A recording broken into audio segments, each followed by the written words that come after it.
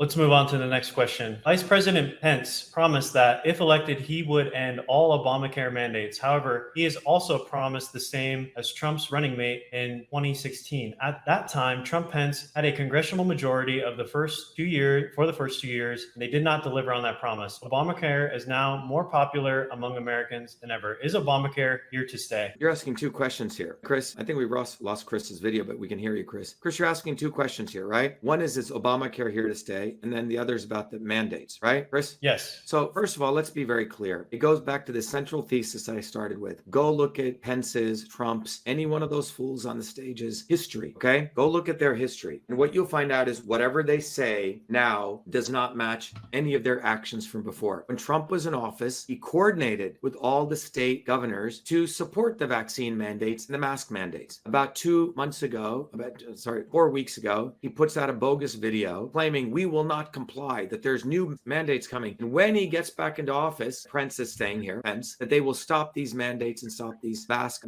or vaccine mandates. That's what they're saying, right? What did they do when they were in power? They completely supported all of them. Every one of those people on stage, including DeSantis, supported them, okay? He was a Johnny-come-lately. And why? Because he needed revenue for Florida, tourism revenue, more than anyone else, okay? But he waited about a year, and he supported a guy called Jay Bhattacharya, who was promoting lockdowns in early 2020, period. So all of these guys' words do not match their deeds. And you compare their words and deeds to my words and deeds. In March of 2020, I was the first one to call out the lockdowns, first ones to come out against the vaccine mandates as early as 2019. Before, we were organizing demonstrations on the ground. We started the Fire Fauci campaign to get rid of Fauci. We told Trump to get rid of him. We sent him a formal letter. I had conversations with the White House. So the bottom line is this. Don't listen to these people's words. They're all full of shit, okay? And relative to Obamacare, Obamacare is a consolidation of the PBMs, the GPOs, Big Pharma, insurance, right? The organized crime syndicate. All of these people are part of that. Obama was the one who executed for them. They don't want to get rid of Obamacare. It makes so much money for this crime syndicate. Anything they say attacking Obama is in words only. What I would do is I would